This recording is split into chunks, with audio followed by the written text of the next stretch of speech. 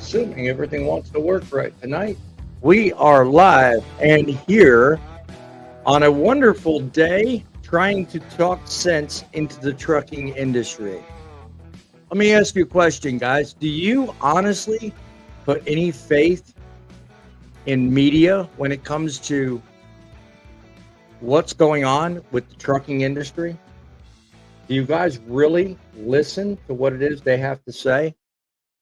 Because I'll tell you what, there's a lot of misinformation out there. And with information swirling, with misinformation swirling in Hurricane Helene's wake and the abundance of other accounts from the ports getting back to work, how are these stories really affecting you?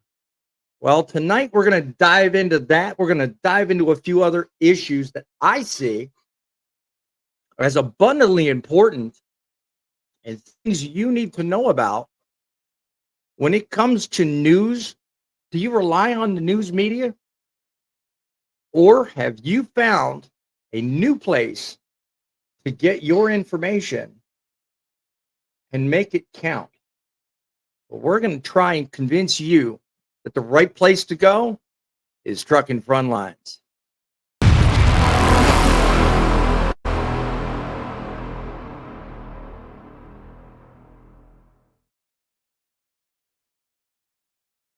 Broadcasting from inside Truckin' City Mobile Studios normally, but today we are in the headquarters. Yes, we are home for once in 6 months, weeks, whatever. We are located here in North Carolina. We are at Ground Zero, the one place everybody's been talking about for the last week. We are talking about hurricane relief efforts. We are letting you know what we're hearing. It's all been secondhand, but I've been here. I've been on the ground all day talking with people that are actually in Ground Zero, actually doing the job. So I'm going to give you some of their perspectives. And in that, you know, I don't mean to pick on it, but yeah, we're having a lot of fun. We are trying to become the leading source for trustable and reliable news and information, right alongside opinion, independent from what you see in the news media. Okay, I am single-handedly pointing out that despite what the news feeds you, you can, in your own way, make trucking great again. I'm doing this with the help of many friends, you in the audience, and a skill granted by God himself to help you be restored in the fact that there are people out there that know how to do broadcasting the right way. We've got a way for you to contact us. We ask you to be part of the audience, part of the problem solving equation, not the problem itself. You do that by calling our studio line, which I'll publish here in just a minute. Leave a comment or just be part of the ever-growing audience of people, 205 and climbing, that like to be part of the growing audience of frontline contributors that make today's show possible. Shall we begin? YouTube's most unique news show has begun. The fastest growing YouTube channel, Truckin' City News. And I am gonna beat him. The president telling Justin Trudeau to get tough. There was no information online. And the El Rushbo of Truckin' News, Boss Man.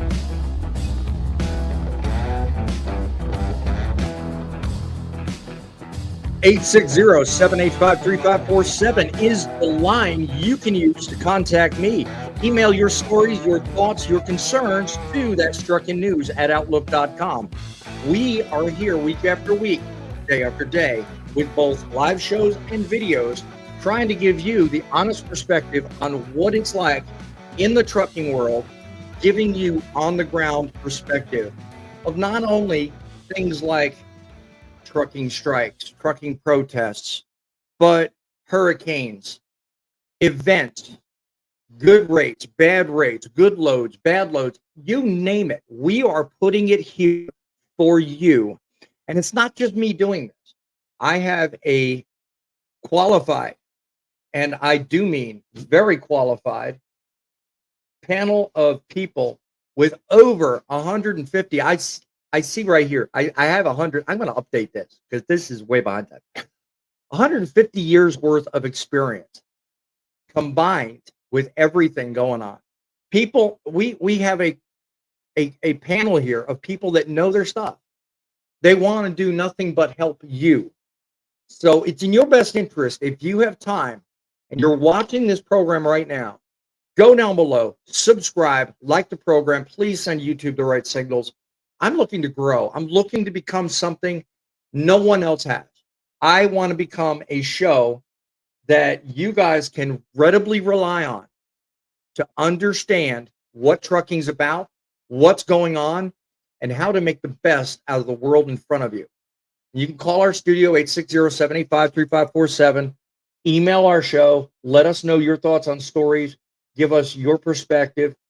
Either way, we are here for you. We are a show built by truckers for truckers. And it is my pleasure to bring to you a wide panel of people that absolutely know how to get the job done. I'm going to bring up two of the most principal individuals that make the show what they are today. Driving with John, Grumpy Trucker. We guys, we three, the three of us started this out the way it belongs and the way it is. Tell me, I mean, you guys, do you have a perspective on trucking that you feel everyone else needs to know about that you could not otherwise tell everybody, but feel it necessary to put out on this show? John, what's your thought? Life is very serious, but you gotta learn to laugh once in a while. I mean, a great example is the baby face over here. Looks like he lost all of his hair. I mean, are we sure he's even a trucker, or did he just get born the other day? I was beginning You're to wonder if it funny. was a convoy lookalike contest going on here. You know, he's trying to do that whole Chris Christopherson thing. Come on, Grumpy. Come on, grow a sack. Come on, get some hair on that face of yours. I just shaved it off last night. Yeah, it's either that or it's Kojak. I don't know what it is. I mean, do you know? Can you figure it out? But John, you make a good point. If you can't laugh about it, what the hell can you do, right? Yeah, that's like my purpose on YouTube is try to make people laugh, have some fun, and also let people Exactly. know that, trucking is more than just big mean trucks driving down the road. We're a people also. Exactly. We're starting off early. We've already got somebody on the line wanting to talk to us. So let's invite somebody as soon as I get the mic set up here. Let's invite somebody in on our studio line calling in. How are you doing, caller? How are things today with you? Oh, I'm doing quite wonderful. I've actually seen your guys' live show about the what you call it, the port shutting down. I'm actually best friends with Sean, one of the other guys that's on your guys' panel. Sean, okay. I don't know his name on here. The skinny guy, the one that's up there in North Dakota. Oh, you're talking about Thumper. You're talking about Thumper. Thumper. That's Yeah, Thumper. Yep. Yeah. Well, let me bring him on because he is currently backstage with us. And let me see about putting it up here. Thumper and Bo, he's there right here. So you got a name and a location you're calling us from there, caller? DJ Vermontes. I'm the one who commented a bunch of stuff in you guys' last debate that you guys had. And right now I'm currently in Missouri on my way to North Dakota. All righty. Well, we're glad you called in. We are certainly looking for people to contribute. I mean, tonight's discussion was about more the hurricane relief and port strikes. I don't know. If you've got an opinion, you're welcome to opine on that if you'd like. All right. I mean, we're talking quite a bit about basically misinformation around the ports. Or not misinformation around hurricane relief. That's our first story because there's a lot of it going around about what's going on with hurricane relief getting to Asheville and Western North Carolina. I don't know if you've heard or read anything about that, but the other thing, yes, I have actually. yeah. What do you know, and what do you feel is necessary to straighten out? Ain't got anything to offer? Nothing as of right now. I mean, I know that as truck drivers, we're about to be on like a crisis emergency kind of watch for all the people out there because hurricanes like to destroy a lot of places. So Yeah. I mean, we're going to be taking a lot of building materials, water, supplies down there to those people. Right. Yeah. Well, anybody that can offer that kind of stuff, hopefully I'll leave them with a little bit of something positive tonight. Because that's really my main goal. I mean, I know there's a lot of misinformation out there. So I have a little bit of perspective from someone that's been there. They're close to me, and I'll let you guys know firsthand what's said there.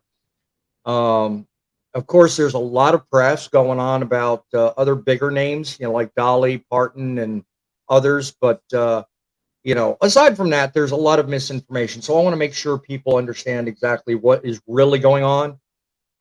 So that's kind of part of my hope tonight. So, I was certainly welcoming anything you knew, and certainly, if you learn anything after you hang up with us, certainly don't hesitate to send it to our email address. Right. I know Thumper said he was trying to get me on to your guys' panel because I know a lot. I'm a truck driver myself. Yeah, certainly. Well, we welcome any expertise. I mean, as a rule, I normally have 6 people on every panel. So I always have, I run with StreamYard, so I have 10 available slots. So you're certainly welcome to fill it anytime. The StreamYard link is always down below in the description. Plus, I always pin it to the top of the chat. So there's always a StreamYard link. You can always add yourself, just like the Thumper is right now. You can always add yourself to the panel. Okay. So we certainly welcome any expertise you have. Okay. So I just hit that link right there and I just jump in? Certainly do. All right. Yeah. In fact, we've got one waiting as of right now. So with all due respect, my friend, I appreciate your phone call and your contribution to the show. We're going to get on with the show and introduce our new guests. Yes, sir. God bless you, Godspeed, and keep her rolling. We are certainly going to keep things rolling here. Awesome, one man. of the things that I think is really pivotal in broadcasting is definitely feeding you guys the right information. And trust me, there's a lot of bad information out there, and we're certainly getting a lot of that. And to those waiting in the background or backstage, I will get back to you. Give me just a few moments. I want to make sure that everybody is as up to date as can be when it comes to what's currently going on in the North Carolina area, because there have been many accounts of people feeding us BS. And I really don't like that. I mean, I think it's unnecessary, and I think it's uncalled for. So when it comes down to it, I think I owe it to everybody. One of the things I want to talk to you about tonight is basically a with all respect to Thumper, he made it known to me at the conclusion of last week's show that I'd forgotten a segment. And I did intend on updating I think it was Saturday, on the show that we did, just on the current on-the-ground events taking place at the time. So let me play that clip, and we'll go from there. From many of those drivers really traveling along this route, and many of them tell me that they had to plan to reroute their travel over the last couple of days. One man even brought out an atlas just because he said his GPS couldn't get him to where he was trying to go. Roadways covered in mud and debris. Others collapsed and closed off to traffic. Things like that, you can bring commerce to a standstill real quick. I got to head over to Tar Heel to pick up a load of meat going back to Indiana, and I'm trying to figure out how to get out of here. Drivers coming from across the country say it's been a challenge, working with delays, reroutes, some even spending a couple nights at a standstill. The North Carolina Department of Transportation continues to warn drivers of countless road closures not to travel in the western part of the state. Definitely a problem. A lot of people given a lot of misinformation when it comes to just initial reports. And I reached out today before starting this show and wanted to kind of acquire a sense of what was going on the ground. And I am not going to elaborate on the exact source of who I found this information from. I will tell you with all certainty that the source I'm giving you this from is very credible. Okay. They're part of the emergency response in the area as a whole. I'm not going to say who from or where it's to. All it's necessary to say is that misinformation is part of the internet culture. And when it comes down to it, there's two main contributors to this culture. One is the main news media. Now, I'm staring right now at an article that talks about, from CNN's perspective, different viewpoints politically on what this one did and what that one did. Nowhere in this article, and I will post it below in the description so you guys can view it on your own. I don't want to be the barter of information that just makes things worse. You guys can see the source for yourself. But they go right and left as to who did what, who said what, who did what first, who did what. All of that's nonsense. But then there's problem two. And problem two comes with the fact that there are those in the media that go the actual mile and actual effort to elicit information that's accurate. But then there are those that receive that same information. And guess what they do with it? They don't take it seriously. And I've been in that response. I've been in that set before. Okay. I went through Hurricane Fran. All right. I lived in Monkey Junction. If you guys know anything about southeastern North Carolina, Monkey Junction is an area that's between Carolina Beach and Wilmington. Okay. Prone to flooding. I went through Hurricane Fran in that very same area. Now, luckily, nothing happened to me, but the news media was abuzz with, you got to get out. You got to get out. And there were even people still on Carolina Beach that were sitting there thinking, this won't be a big deal. Category 4 storm hitting you. And you're, oh, this is no big deal. Now, I'm not trying to minimize anything, okay? Because the people in Asheville, in Henderson, and on the west end of the state really probably had no idea what was coming. Most of everything that happened was already south of them and it was approaching. And they probably thought, what can happen? And historically, nothing does. But that one time when the news media says, do, they do nothing. And now all of a sudden, we're left helping them out. Now, I'm not faulting them. But in a large part, what I'm saying is, the people I was speaking to today have a lot of blame placed on some of the media who doesn't really put enough emphasis behind every single event that happens. And then when one does, and then we get stuff like what's happened now, we're all of a sudden like, why didn't we listen?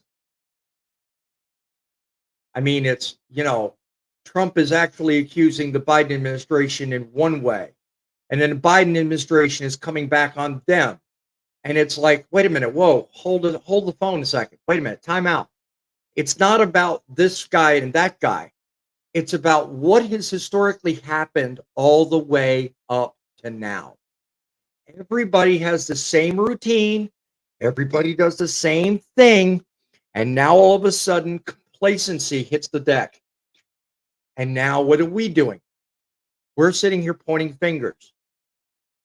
So now, my question to you in the audience, What do we do with this? What do we do with all this misinformation that goes on, and how do we best handle it? Let me know. Call us up, 860-785-3547. Let us know in the comments. We're going to get to that in just a moment. But I want to bring the panel up because I want to hear what you guys think. I'm going to start with, as soon as my pointer finds him, Driving with John. What do you think? Do you think there's a lot of misinformation associated with the goings on with all the stuff happening in and around the hurricanes, or do you think it's just part and parcel what normally happens? What do you think? There always is. I mean, I hate to say it, but yeah, there always is. There's always a slant to benefit whoever they want to slant it to, politically, socially, monetarily. Um, but if you really want to know what's going on, there's plenty of good organizations out there to have reliable information that are actually on the ground helping. So. Well, that's one of the things I was hoping to uncover tonight, because I'll tell you, one of the things that the source I spoke to, and again, they're very close to me, they're very upfront and very aware, and they were actually on the ground for the last week in the Asheville area. They know exactly what's going on. And I'll give you, before we close this segment, his thoughts on the best way to get things to the area. Because I have news reports in front of me about a trucking outfit in Texas, of all things. God bless them. A trucking outfit in Texas mounting up and bringing things all the way from Texas to Asheville. I'm trying to look up the information as we're speaking. While families find solace in the middle of devastation, Brandy Stevens, owner of Stevens Truck Center, lending a helping hand. He said he was a client in North Carolina who became a friend, and together they're looking to meet up and hand out supplies. Well, my hat goes off to him, them, her, whoever it is. I hope they can actually land some sources, figure out where to go, because these people need help. And you know what? One of the sources I've found out and I've heard from, there's too much food. People, stop sending food. We don't need food in Western North Carolina. What we need are supplies like blankets, water, yes, that's fine. We need other tangible things like tents, things that help us get by day to day. Food, we've got too much of already. This coming from the source on the ground. So if you've got things that will help people in Western North Carolina, don't send food.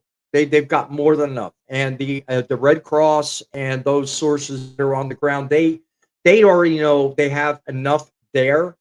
They can send what they need wherever they need it. So if you've got things like batteries, generators, whatever, there are people to contact, and we'll talk about in a minute who you contact. Fate, do you know anything about that? Do you have any people that are close by? Anybody that you know of that maybe need help, or anyone you want to draw attention to? No, I don't know anybody that's No? affected by the hurricane. You know anybody that wants to donate or maybe be part of the cause to maybe help out in Western North Carolina? I have not really talked to anybody about the hurricane. Just Right. I talked to Driving with John because Right. I knew he lived in an area where there was potential for a hurricane, and my buddy lives in Jacksonville, Florida, and I talked to him. Other than that, Okay. I haven't talked to anybody about the hurricane or anything like that. Yeah. Poet's I've got got an something to extra. say. Okay. Go ahead, Poet. If you got something to add, I want to hear it. Yeah, misinformation. Maybe I'm wrong, Uh-huh. but this morning I saw the governor of North Carolina in a video clip saying I have that nothing to say on it. I mean, saying that I have nobody close by that can donate nothing. Not that I know of. that Yeah, I'll and bring PJ up when we got time for him. If you're in the backstage or anywhere on the panel, make sure you mute yourself until I actually address you, because I want to make sure you're not bleeding over people. okay. Go ahead. Go ahead, Poet. So I saw a video clip on Fox News this morning where the governor of North Carolina said we don't care what you got, turn around and go away. And at the same time, FEMA, okay, is not quite doing their part either, although I'm not sure if that's correct. So is that misinformation? I haven't shared it because Well, let me I clear don't. up. Let me Okay, go clear up ahead. what you're saying is quote misinformation and what actually is just pure confusion. Okay, because from the source I talked to, what's really going on is that there's too many Indians and not enough underneath. You know, the too many chiefs, not enough Indians. That's what's going on. Exactly. Yep. You have one outfit, and that's one outfit. Usually, the best is FEMA or the Red Cross. Those are the two that respond in hurricane disasters. Okay. Those two have enough work to do. Okay, one is government, the other one's independent. Those two have their hands full when it comes to dispersing supplies. Now, what normally happens is you get these independents, and everybody on the panel can probably vouch to hearing the stories of, you know, these independent helicopters and these independent people driving and these independent people muling and whatever. Okay. I mean, there's been hundreds of those reports all over social media, and Mhm. everybody's got their part to say no one's in control. Well, that's BS because there are people in control. You just got to know who to call and where to go. And part and parcel to what I'm going to recommend here in a minute. Here's the thing. FEMA only has just so many people on the ground. The Red Mhm. Cross only have just so many people on the ground. There's only so many things they can logistically handle at any one point in time. So when you, as an individual, call someone representing a police department or a FEMA organization or whatever, and you ask one specific question, they're going to be like deer in the headlights. They're not going to know the answer to that question. So However, there are places you can call and there are things you can do circumventing that and forgetting those people already overburdened with the work they need, where you can get what you need done and serve a purpose, and you don't have to deal with that deer in the headlights crap. I Okay, agree. stick I around. I'm going to tell you agree. exactly where to But go those on that. but Go ahead, those Paul. numbers are not being publicized. Well, and they won't be, but I'm going to tell you how to figure that out. So stand by, stand firm on that. Yep. Anybody else on the panel currently on have anything to offer? And I've got everyone off backstage. If you've got something to offer, if you want to offer some good information, let the panel or let the audience know where to go. Something I haven't let, please be, I just here's your I, chance. I just posted a link down in the comments section. It Go goes down. to a Christian organization, and they specialize in going to natural disasters all over the world. So, Right. if you want to help, that's a good organization. I know the guy that runs it. He's an upstanding guy, and he'll make sure that the right people get the right response, the right amount of help. So, Good enough. Good enough. yeah, that organization was started after Katrina, so it's been around for a while. Good to hear. Good to hear. I want to recognize Truckin' is Dead member for a month. I'm assuming that's on your channel, John. $1.99 Yes. membership. Thank you for doing so. Again, that's independent of what we're talking about tonight, so not to be misconstrued. But I do want to recognize when people do things like that. Good job, made a good choice there. I'm going through comments because I want to make sure if there's something in the comments people need to know, I I want to want make to, sure people are aware of it. Go ahead, Grump. yeah, I want to add to it. I believe I shared the link to you whenever I seen it. This gentleman that has a trucking outfit, I can't remember exactly what state he's out of, but he was actually, him and his whole um, fleet basically started hauling these emergency disaster relief portable trailers for people to live in out that direction. So hopefully, I mean, I didn't know if you wanted to mention that or not, so I thought I'd bring it up. Okay. I'm assuming this link I just published on the channel, John, is the one you're talking about, the efca.org. Yeah, I published it too. So if you did it, then both you and I did. Yeah. Oh no, Yeah. I published So, it on all three channels. I already did. Yeah. yeah. That's why I say I've seen it on all three. So I just thought I'd put it on the Yep. screen so if people want to help, they can go to this give.efca.org, projects hurricane helping response. So good link. That's a good place to start. Keep going, Grumpy. I didn't want to cut you off. I was pretty much done there. I just wanted to, bring that up because I believe I shared that actually with our little inside group. It was a link to this gentleman's YouTube page, and he basically was describing how him and his fleet were going in up there and picking up these. They're not really for living in forever, but they're short lived where you got space in there to at least have a restroom and probably a shower or something in there, and a place to keep your food, But I thought that was pretty neat, and I wanted to share that. So yeah, it's better temporary relief than no relief. Yeah, it's a good thing. Exactly. They're like oil field houses, okay, like a trailer with several different rooms, a communal shower. Yeah, we have those up here too. Right. Want to recognize two new faces in our crowd. Brother Howdy, 941. God bless you. You're on with us here on Truckin' City Frontline. Also, PJ Vera, who left comments on our last live. How are you guys doing? You guys are both live. If you want to spice up and say something about today's topic, you're welcome to it, my friends. Larry's got something, and I got something also. My bad. Yep. Now, it doesn't look like PJ Vera is ready, so I'm going to put him back in just a moment. And Brother Howdy's also probably not ready either. You said Thumper Larry had something? Yep, he keeps raising his hand. Yeah, go ahead, Larry. Go ahead. I just want to say that if you don't need to be there, don't go there.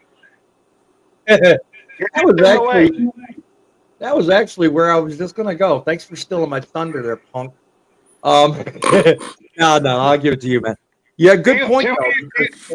Too many people are clout chasing right now, and they just need to stay out of the way because they're becoming more of a problem than they are trying to help.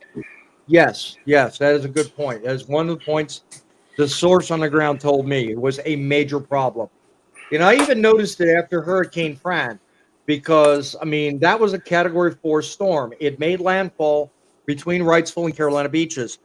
And I rode the storm out. I actually left Wilmington to go ride it out with my mother in Raleigh, of all places. But I had to go back because I had a place right there in Wilmington, right there in the junction.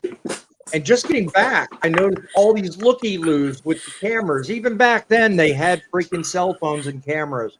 It was crazy back then. Today it's 10 times worse because back then cell phones were in their infancy, but still, it was ridiculous. Everybody wanted to get their 15 seconds of fame. It's ridiculous. It's dangerous, and it does nothing but get in the way of honest people who are trying to help others.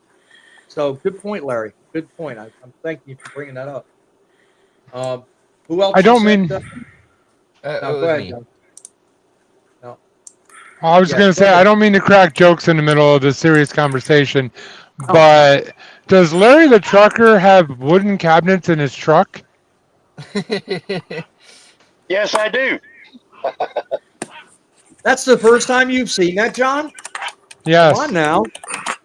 I've seen him plenty of shots before. But to be fair, he's not in his pink and purple truck. He's in a I have them in. They're in every truck. Oh, are they in every truck? Yeah, they're in every truck. I was going to say they were in his other one too. Did you have something to offer, Thumper?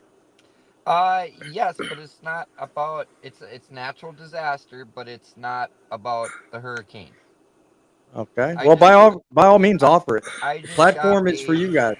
I just got a text here. The Kane family is in need of semis. They need 15 semis to haul their cattle off the mountain in Wyoming at the elk fire. I have their call information and stuff right here on my phone. I don't know how we want to get that out or anything like that, but it's at the shared. Well, if you can copy and paste it, Thumper, in the comments, I'll certainly make it available, and it will be available thereafter. Anything in the comments, paste it. So and then I just found this out actually a couple hours ago. North Dakota's having wildfires too. Out of all places, North Dakota, Western North Dakota. There was a farming accident, and it sparked a really big fire up in Ray, North Dakota also. So, just to make people aware, it's not just the hurricanes over there having issues. We got Wyoming, North Dakota. There's a bunch of other places that are on fire too that also need help also, just donations or as in this faith, the Kane family in Sheridan, Wyoming, they need trucks to get their cattle off the property too. So that's all I had. So I just got a text like as the show was starting. I just wanted to make people aware of that too. Yeah.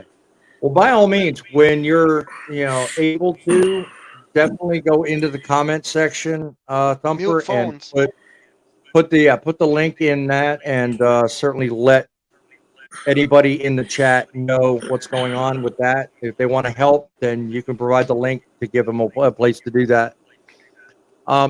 Just information that I've collected and things just so you know, before we move on to other topics. 223 people as of now have suffered the ultimate fate as a result of the hurricane and the destruction that's come from it. All right, more than a week has gone by. Communities remained isolated. Hundreds of thousands are without power. Power is being restored, but from what I'm hearing from the source on the ground, power isn't the problem. Water is the biggest problem. Water will be almost next year before it's restored. Wow. Things were decimated water-wise, okay? Pipes, mains, pumps, you name it. Things were just destroyed. That is going to be, according to them, one of the biggest and most complicated problems to restore. So if you've got access to any supplies that relate to that, that's why I said earlier, water would be a good thing. If you'd like to help donate to survivors, several organizations, including the Red Cross and national voluntary organizations active in disaster, are seeking assistance from the public. I have a link, which I will make public as soon as the live goes off, from NBC News, and a couple of other links as well. I'm not going to publicize them here, but I will make those links available if you want to help. But here's the thing. If you want to help, here's the best way to do things. Don't take it upon yourself to go there and just wildly look and find someone. Worst thing you can do. You become part of the problem when you go there blindly without even so much of an idea what to do. The best thing to do is contact local churches and food banks. That's how you make a difference. Red Cross is overburdened. They have too much going on. They could care less what you have to offer. They could, but they can't. And these other organizations related to FEMA, they're overburdened as it is. They've got just enough staff to get done what they need to do. Don't become an added part of the burden. Go the extra mile. Look up local churches and local food banks in the area that you want to help. That's how you make a difference.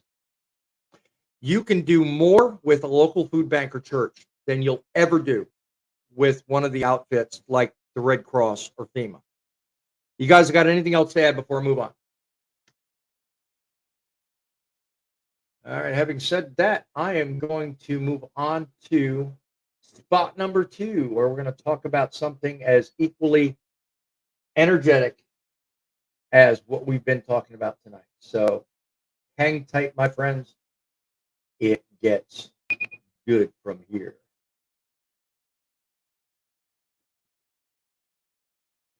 Something equally as charged. Solidarity with our port workers. All right, truck drivers, the time is now for us to come together and go on strike as well. A truck driver perspective, this would be a perfect time to go along with the strike. Can our fellow truckers get a raise with the port strike? We need to be talking to the American Truck Association, our brokers, and our companies. You would think what you just witnessed was all during the ILA strike? No, it ain't. No, it ain't.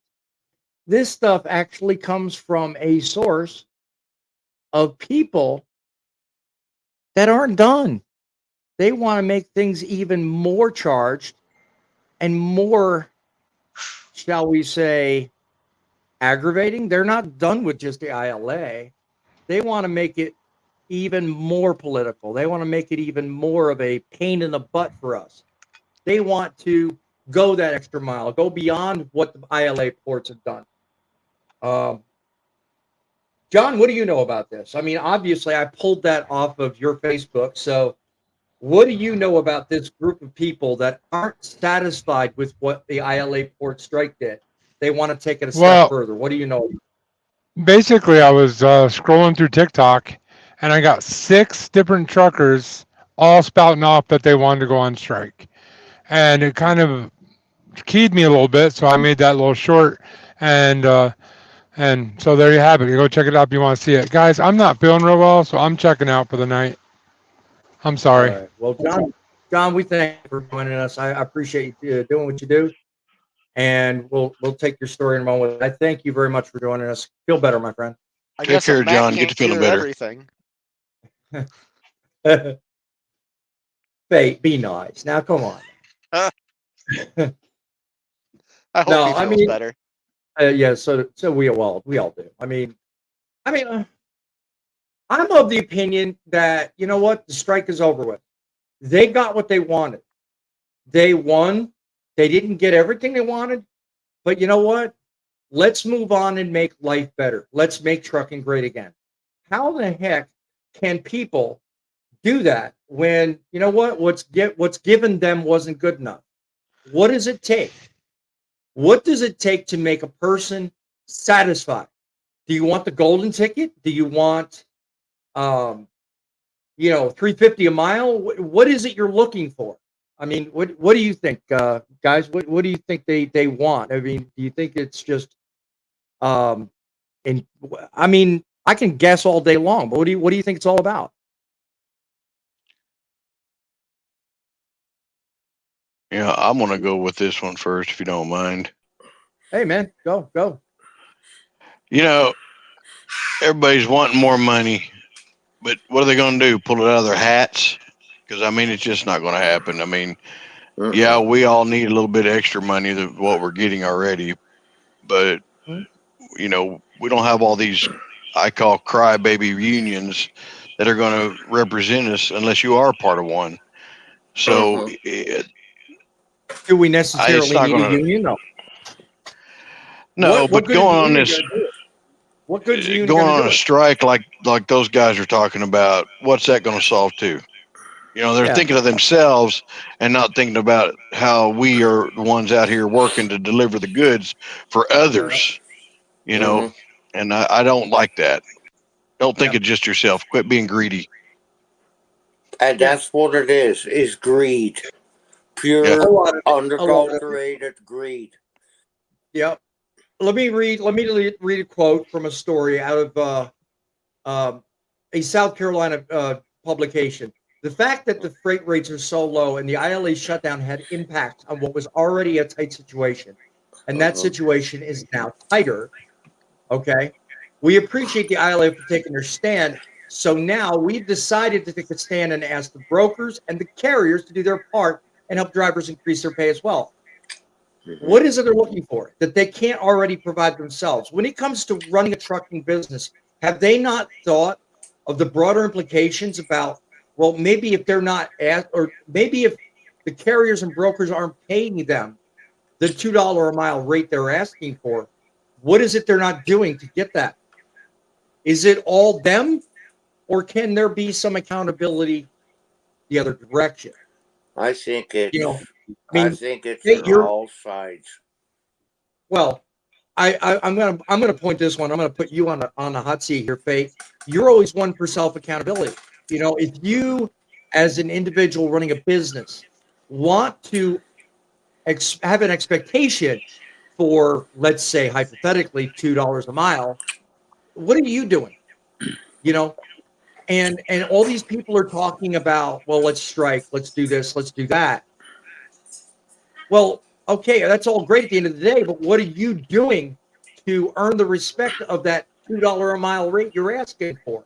You know, I mean, what sense does all this strike crap make? It doesn't make any, because it doesn't seem like the person on the other end of that video is actually doing anything any different other than bitching about something that's not going to change unless they change. What say you? So I'm a big believer in controlling your controllables, right?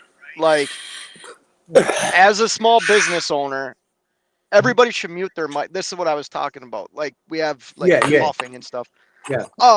Please do. What I was getting at was, as an independent contractor, I'm I I book loads based on what works for me, right? If it Right. doesn't work for me, I don't haul the freight. Now, Right. I can't speak for like somebody that's a company driver that might feel like they're getting taken advantage of, and instead of striking, like, go out and get what you're worth. Like, not to steal just trucking's line, but it's the truth. Like, leave. Like, nobody's forcing you to drive that truck. Go and find something else that works. This idea of all truckers banding together and striking all at once is absolutely asinine, because nobody is going to convince me to turn my truck off and not generate money.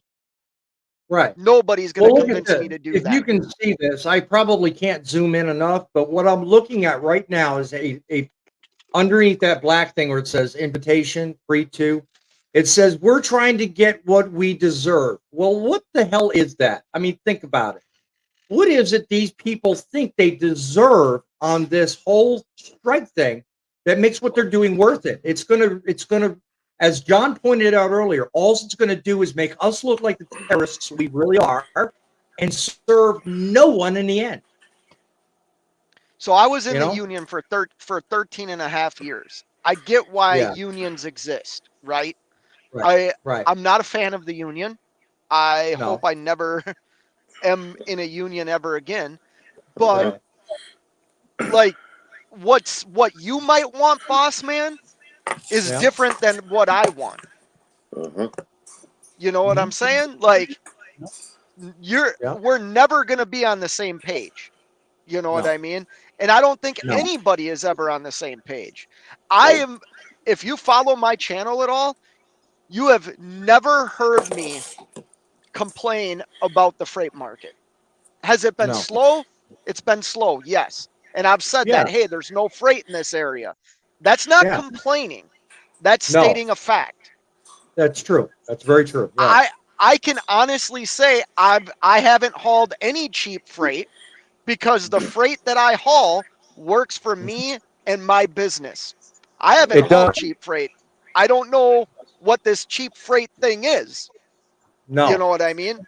Well, see, and that's Because why I started off with you, because I know you've already set up a model for yourself that works for you. Now, if others like you, or not like you, excuse me, let me start over. If others in the industry would model that behavior that you just talked about, I think there'd be a lot less of this. And by this, and I'm pointing at my computer screen in front of me, which has the story we're talking about. It makes no sense that you choose to get into a business that's so volatile and so ever changing as trucking is, and then you lose control of the environment around you to the degree that you sit there and blame others for your problem. You have the capacity to see what's coming, and you have the capacity, just like you, Fate, to see enough to make the changes necessary to make it work for you. Yet they constantly don't, and then they sit there and blame others for their problems by doing this very thing. I think it's Even if, ridiculous. I really do. even You know, if I really you, do. even if Go you ahead, Paul. can't see it coming, Mhm. okay. So, yes, I tried to start my own business when I was 21 with a truck. When I was 50, I started another business that I was quite successful with, and it Right. thrived. However, coming back to trucking, okay, if you don't like it where you are, like Fate says, leave. Yeah. Okay? It's just that simple. You just got to make your mind up and do it the right way. I mean, Exactly. yeah, You know, and yeah. having a national trucker strike. Well, I remember the trucker strike in the 70s and 80s. Drivers were shooting at other drivers, killing them. Okay? Yeah.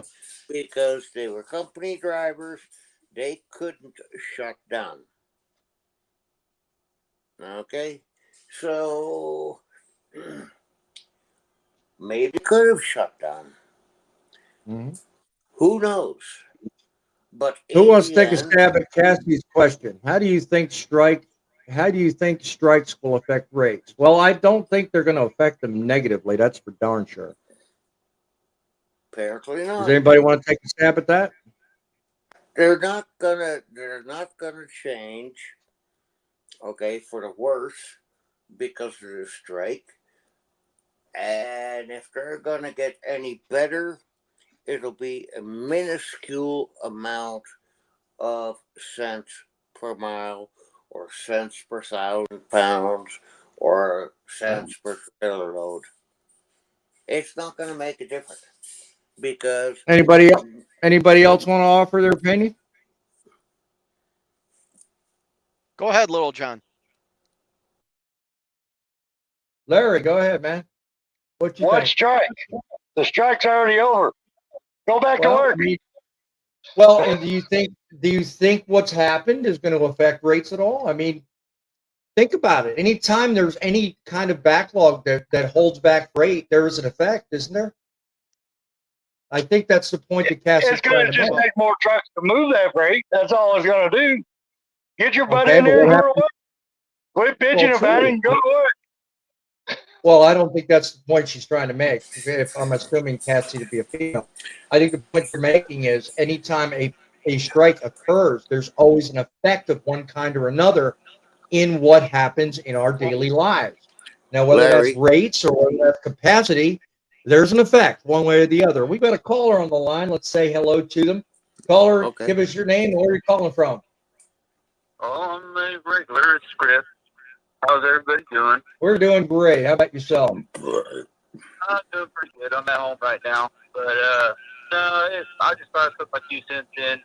What I consider low rates is, okay, if I do 500 miles, yeah, it's $2 a mile, but if I'm sitting on it for 3 days, I'm not really getting paid a whole lot for sitting on the freight because it doesn't deliver for another 2 or 3 days. Well, how often do you find yourself taking those kind of rates where you're having to make that kind of decision? And do you willingly take that kind of load? I try not to, and it's always at the last minute when I have a dispatcher that's doing it for me because I just sign on to a little carrier. So I'm trying to work things out where I can get, but I've not been doing too bad for my first month there in terms of my overall growth. So I cannot complain, but that's just my opinion about that stuff. And I know Scott's got something to say. I don't know, Scott. You got something you want to add to that, my friend? Well, I'm glad he clarified something. He said he had a dispatcher that's booking his freight. So, like, I was just going to say he should not, like, he still chose to take that load to sit on it for 2 days. Mm-hmm. That was Now, the point I was making. Yeah, we both saw it. you can't, I'm not like ripping on the caller at all. I'm just saying, like, Nor am I. you can't say it's a low rate Yeah. when they're using your trailer as storage and you still took the freight. Like, Yeah. nobody forces you to put that on your trailer. That is, I'm hoping the caller has the right to say no. You Yeah, know what I mean? in all honesty, I was going to bring that up. How often are we faced with that situation where we're told in advance you're going to be sitting on it for a couple of days? How often do we know about this beforehand? Well, as somebody that books their own freight, the first few questions I ask is, what is the pickup time? What is the delivery date and time? The first 2 questions I ask are those 2 questions. Exactly. Yeah. You know, to be honest, rate isn't even discussed until probably the 6th or 7th question. Yeah. Yeah, I was gonna say, the mileage, the time, the in date, the out date, then it's okay. For that, we'll do X. What say you, caller? That's one of the one better ones of it is when you get a multi-stop, or it doesn't state that it's a multi-stop until you go on. Then you go on. They say, okay, it's for $1,500 going from Cincinnati to Omaha, Nebraska, but it's got 8 stops in there, but they want you to do it for $1,500. So that right there is like you're taking up pretty much a good chunk of your week. So you're only doing it for $1,500 if you end up taking that rate. Right, but how many of those stops? Negotiate. How many of those stops do you know about before you sign the rate con and send it back, though? You know about all of them? Well, that's when you start asking, or if you see in there where it says, okay, it goes from here to here, but then you start looking and you see, okay, there's another stop here, then you start looking down and, you drop down 500 miles down into Arkansas, then you go back up again, back up into Missouri and Yeah. Nebraska. You've got 2 types of brokers I'm familiar with, okay? You know what those 2 are? And I'm going to sound racist here in a minute, okay? You got your honest brokers, and then you got your Russian ones. The Russian ones wait until you actually sign the rate con and say, oh, by the way, I want 4 more stops in there. I'm joking, by the way. No, but in all seriousness, you've got your honest ones, you got your dishonest ones. And the ones that are honest will tell you all about it up front. There's 8 stops. It's 500 miles. It's going to take you 3 days, and we'll pay you X. Then you've got the ones that don't care. They tell you it's the start city to end city, and they make you figure it out in the middle. And those people you need to stay the hell away from. Those ones you don't need. Go ahead, Faye. So what the caller is explaining right now, like in my mind, is absolutely worthless. Like I guess yes, that would be cheap freight. Tell Poet to mute his mic. Mute your mic, Poet. Yeah, you guys, when you're mute back, your mic, Poet. You have to mute your mic. He's done. He's good. What he's talking about is cheap. Like, but here's the other thing. If you get a Raycon and you book a load for 2 stops and all of a sudden they put 4 or 5 stops on you, your Raycon now is null and void because it is a Raycon is a contract from point A to point B. It's changed, it's no longer void. If it changes it all in there, it's a null and void Raycon. What that caller is talking, like personally, what that caller just talked about is something that wouldn't go on my truck. You understand what I'm saying? Maybe he's in a position where that has to be put on his truck. Then I could see the argument for cheap rates. You know what I mean? Like everything he explained is good point, Faye. Those watching, if you get that kind of rate con, put in the comments, would you take a load like that? If you're told it's start city, end city, and all of a sudden in the middle they change it, what are you going to do? Tell me in the comments. I want to tell you. I'll share one more thing. I haul a lot of multi-stop loads, anywhere from 4 to 10, 11 stops. In right? solidarity with our I have port gotten workers. very. All right, truck drivers, the time is now for us to come together and go on strike as well. A truck driver perspective, this would be a perfect time to go along with the strike. Can our fellow truckers get a raise with the port strike? We need to be talking to the American Truck Association, our brokers, and our companies. Technical problem. Sorry, guys. I'm trying to simplify the screen, and everything just went nuts on me. I'm sorry about that. Go ahead, keep going. So I don't know how to explain this. I haul a lot of this style of freight, and I've gotten very good at talking to the brokers that have this style of freight. I run the exact same lane, right? Like very seldom am I working off the spot market and have to find all these loads. I think a lot of people that talk about cheap freight, a lot of their business is built solely on the spot market. Somebody that's been in the industry 25 years, 26 years like I am, knows that the spot market isn't designed for every single load. It's designed to get you back to your money load. That's how it's always been. But yeah, if you're booking multi-stop freight, the average rail got Rail what got they what they wanted. wanted with the strike. Poor workers got what they wanted. We will never get what we want. 10 drivers driving in protest will do nothing. He's making a very valid point there. I salute him. He makes a very valid point. Well, that's the benefit of not being in a union. I Right, don't probably want the same thing as is his name Alex. You know what Alex, I mean? I probably don't want the same thing as what Alex wants. If I was in the union, my voice wouldn't matter because it would be it even if the majority's voice is what matters in a union. You know what I mean? That the majority's voice is what counts. See, you either want the benefit of doing what the majority says, or you want the benefit of doing what's best for you. So you have to ask yourself, what's in it? What do you want? Do you want what's in it for you, or do you want what's in it for everyone around you?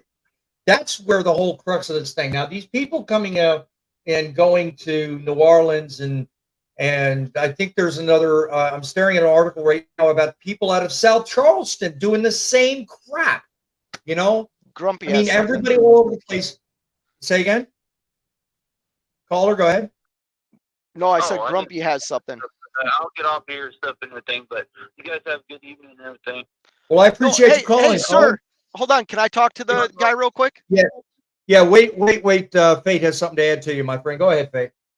Please keep calling in because that is you're making me look at something differently, even though I'm not in the same shoes. You're making me look at something differently, which is highly important to me because I sometimes get on my little soapbox and think everything is wonderful. And I don't hear the other side because I don't live the other side, if that makes sense. So thank you for calling in. Well, if that's the case, we'll just get your carrier to beat you with the Nerf bad stuff on YouTube stuff so everybody get a laugh. What's his name? What did you say your name was, caller? Fate. Chris. Fate. Yeah, Griff. Griff. Oh, Griff USMC. Okay. I like giving things a lot of hard time stuff and everything. So. Well, we appreciate you contributing to the show, my friend. You call us anytime you have something to offer. You leave in comments whether you're calling. We are here for you, my friend. Thank you for calling. Fate. Thank you, guys. All right. I appreciate you calling. Thank you. Keep it rolling, my friend. You wanted to add something, Grumpy? Go ahead, my friend. Fate, what you said counts for me as well. Other than my venture into being an owner-operator when I was 21, I've always been a company guy, okay? Always. It's where I feel most comfortable, okay? And what you're saying is true. Yep. Okay? Yep. Some of us are not meant to be in business. Some of us are, some of us aren't. I totally 100% agree with that. And Grumpy, yep. Go ahead and offer what you wanted. I know you've been waiting a while. Well, Go ahead. Man. I want to put in my 2 cents. You know, these brokers really need to wake up. They don't like to do extra things for free. What makes them think that us drivers out here want to do extra things for free? You know, I mean, me as a company driver, I get extra stop pay whenever I have more than the first where I load at and my last stop. You know, it's not a whole lot, but I get compensated. And these guys need to figure in and say, okay, we've got 4 stops here. First and last is going to be on your main contract. In between there, we need to pay you extra for doing that. And if it's extra miles, then they need to add that extra mileage on there. Like I said, they're not going to work for free. So why in the hell should we? Can I talk about that real quick? Go ahead, Vic. Go ahead. Because Grumpy, you're 100% right. That's what I do. Anytime I run multiple stops, right? I get paid $75 per stop, between $50 and $75 per stop. But it doesn't include the first stop and the last stop. Because the first stop and last stop is A to Z, right? And then you have all the other letters in the middle. So when you're booking multi-stop freight, if it's more than 2 stops, is that a dog or a cat? Yeah, that's Bo. Oh, it's a dog. I Yeah. thought it was a cat. Bo. Sorry, Thumper. Thumper don't look like a cat guy. But I'm glad you brought that up, Grumpy, because that's something a lot of people don't know. And just kind of if you're running multi-stops, like the average is between $50 and $75 a stop. And a broker should have no problem when you mention that, hey, the average on multi-stops is $60 a stop, right? He or she probably won't argue with you on that. And if they do, don't take the load. Like, That's right. It's that simple. Don't take the load. You are paid for your time. You 100% should be. I run a lot of multi-stops that if they don't get done on like Thursdays, well, you're going to pay me $375 layover pay to get loads off on Friday. Yeah. Yeah. Well, I never would sit over the weekend, but yeah, if I sit for a day, you know what I mean? Or not a day, half a day or whatever, you're paying me for that. And if the broker doesn't want to, I don't have to work with them and I don't work with them. Precisely. There's a lot of people forget that. A lot of people forget that kind of thing. I mean, I've been in a number of situations where you take a load that's like maybe it's offered on a Wednesday and they think you'll be able to get it off by Friday, but guess what? Something happens. You get a delay or you get maybe it takes longer loading at one place and you just can't get that last leg of it off on Friday and you're stuck waiting until Monday. So, what do you do then? Any thoughts there? I mean, what do you do? Isn't that what would I do? Isn't the same thing as giving up 2 hours on the front end of the load and on the back end of the load where you're giving up 4 hours of unpaid time, okay? And now you have multiple stops in between.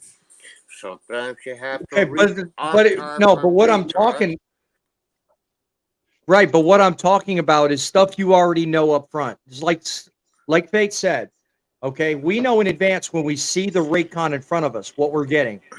8 stops, 6 stops, 2 stops, whatever it is. Right? Okay. But most people, they factor in these loads. They know exactly how long each stop takes.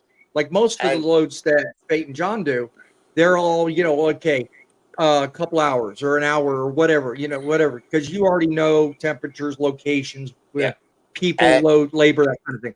But, sometimes like what I do, it's different because what I do, I have to count on other variables. Like labor may not be right there. I may have to wait on someone to show up. So all it takes is one hiccup with me, and I could be waiting until Monday. And like you say, Faith, you don't want to wait until, but sometimes I can't help it. And I accept it, but it's not part of the program. Why should we, as truckers, operators, lease operators, company drivers, why do we have to eat that crap and give away free time? Sometimes we do, but the point I'm making is in what you're talking about, whether it's taking a load and you're seeing it, if you see it on paper in front of you, know exactly what that possibility means. Like they said, sometimes you get it, that's cut and dry, you get done. Sometimes it'll go from Thursday to Friday, but other times maybe it'll go from Friday into the weekend. You don't know, but just knowing in advance what you're dealing with, that's 100% you. It's not, they when they send it to you, they have no culpability in that. They're sending you what they're sending you. It's up to you to accept it. Company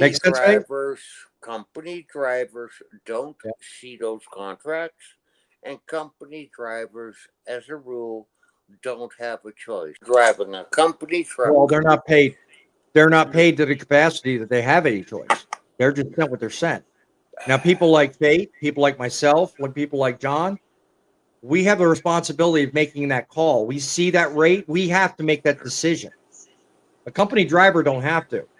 Company driver's going to get paid either way. Mm-mm. You know, I mean, No, they are. No, he don't. They are. No, he don't. They are. If I sit as a company driver, Poet, if I sit, I'm paid for it. That's part of my contract. You have a different contract than what we do up in Canada, but that's okay. Thank you. Point proven. That's the point I'm making. You know what your contract is. Same thing with what Fate pointed out earlier. You know what it is. You accept it. You know it. Go ahead, Grumpy.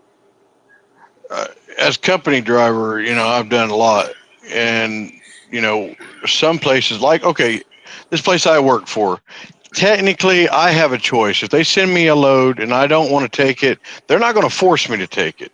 Even though I'm company, I don't have to really take it. No. But I have to have a good reason why I'm not taking it. Now, at most places you're a company driver, you're going to have to take that load whether you want to or not. And you're going to have to accept what they pay you on it. There's no way we can look at the rate cons or anything because we're not allowed to, because we work for them.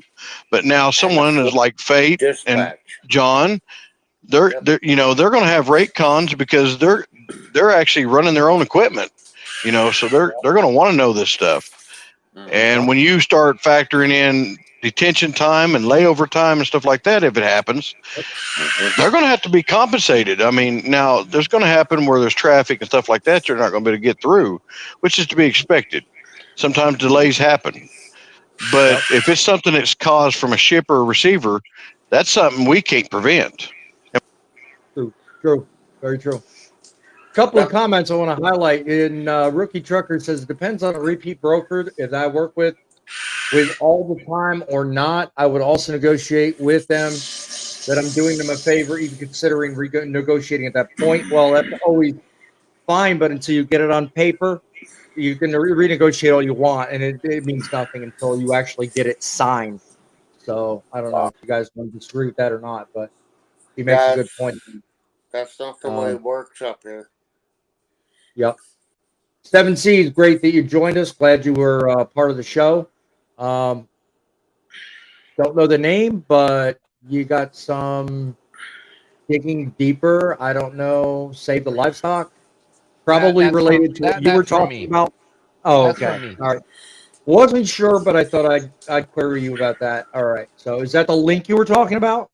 Yes, that's the link that I'm talking about, where that family needs help up in Wyoming. Good show. Good to know. All right.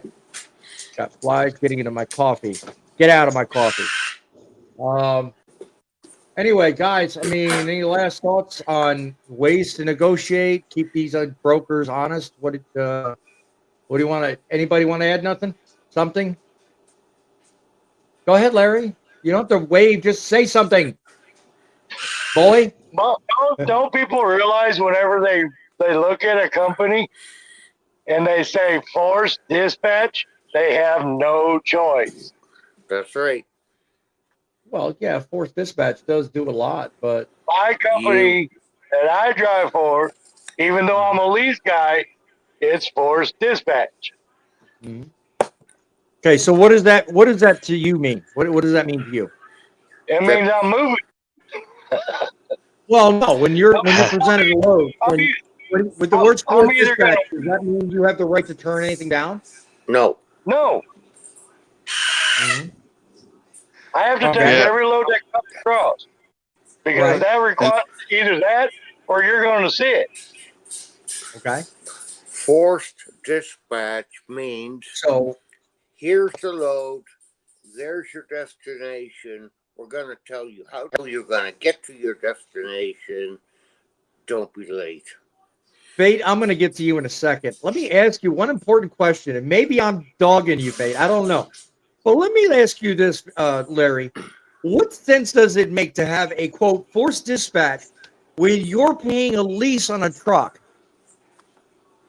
Because it's not my truck yet. Okay. Fate, you can have him. You can have him. I'm sorry, I'm done. Get him, Fate. Get him. Technically, he's a company driver till that truck is paid for, and then it's his truck. Yeah, he's a glorified company driver. Exactly, but he has to pay for everything for the truck. Maybe. Yell, let Fake tear him up. That's all I'm gonna say. Just let him tear him up. Skin him. Skin him. No, Skin I'm him. not going to tear him up. Absolutely not. Why am I not going to tear him up? Because he's a grown man that made a decision. He has to live with that decision. I'm not going to tear him up. I think the biggest problem that trucking has is people, whether you're a lease operator, an owner operator, a company driver, renting a truck, the biggest problem in this industry is people do things for the weirdest reasons that don't make sense to others people, and then they fucking don't worry, I am keep so going. sorry. No, keep going. Don't sweat it. I am so sorry. We're too late into it to worry about it. Don't worry about it. Then they complain about it. I'm going to say this about Larry. I have never heard Larry complain. No, I just said that. I've never heard you complain. Ever. No. I've never heard you complain. To New York to New Jersey. So what do I have to complain about? Exactly. No, like I said, I'm not saying you're complaining. I find it. I don't know your situation. If you are responsible for everything on that truck, maybe you're not. Maybe you're just responsible for the fuel.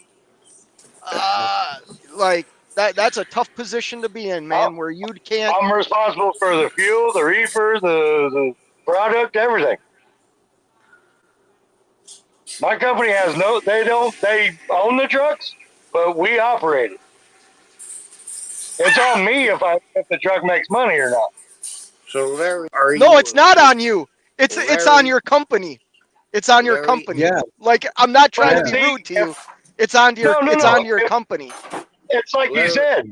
If I'm sitting here and I tell them no, I don't want to go to New York City, what do you think is going to happen? They're going to leave me sitting for 3 or 4 days. Yeah. Or they're basically going to punish him. That's 3 or 4 days I could be making money, right? Yeah. So Larry, are you a lease op? Are you an owner op? Are you a company driver? How do you classify yourself?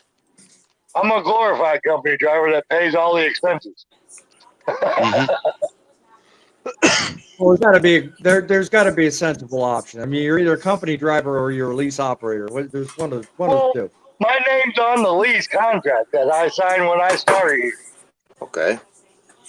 It goes back to the first question I asked you many lives ago. When you get done with the whole thing, do you own the truck or do you own just a contract? No, but I chose to do it this way, where every 3 years I get a brand new truck. Yeah.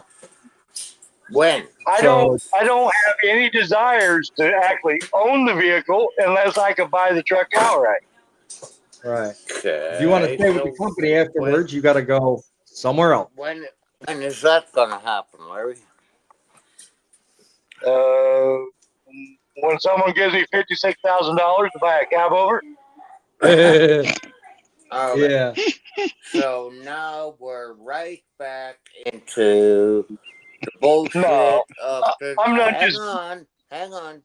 We're right back into the bullshit of the 1970s, where as a lease operator, you were working on a never plan. I never planned on owning this truck or any of these trucks here. Hence the word never.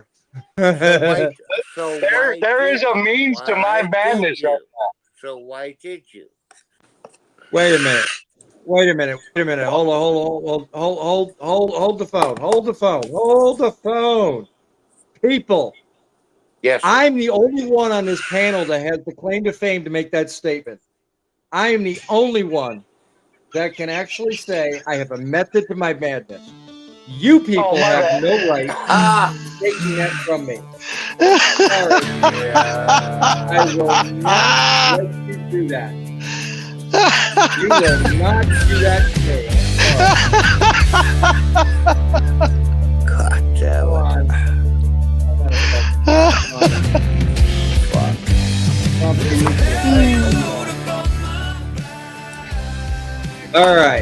Now that my contract is working, right? Yes, I said it that way. People, I'm telling you.